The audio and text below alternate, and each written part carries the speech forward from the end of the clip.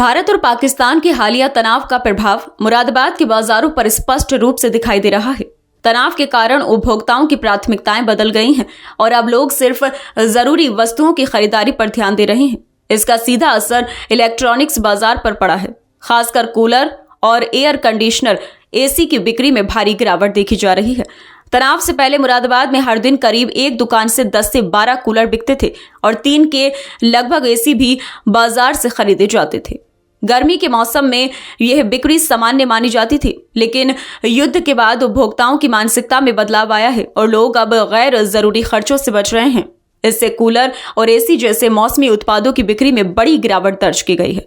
बाजार के दुकानदारों फूल कुंवर सिंह और शान आलम का कहना है कि युद्ध के बाद ग्राहक सतर्क हो गए हैं। वे अब राशन, दवाइयों और दैनिक उपयोग की वस्तुओं को प्राथमिकता दे रहे हैं। लोगों को यह डर है कि भविष्य में स्थिति और खराब हो सकती है, इसलिए वे अपनी बचत को संभाल कर खर्च करें। गर्मी पड़ने के बाद भी डिमांड जो है काफी कम है।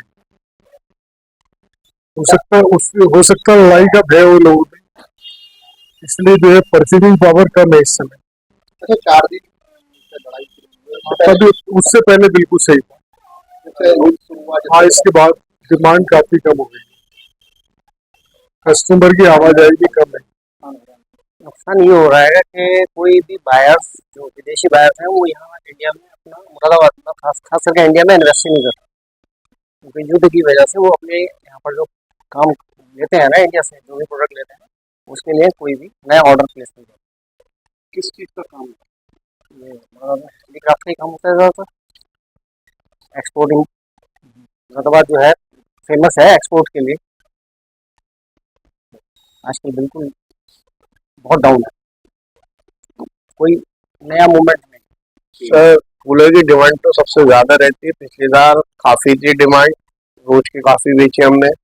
अभी जब से हमारा युद्ध चालू हुआ है, तो जब से थोड़ा सा गिरावट आ गई है काम में, कारोबार में, मतलब सेल डाउन हो गई है काफी, ना कि बराबर।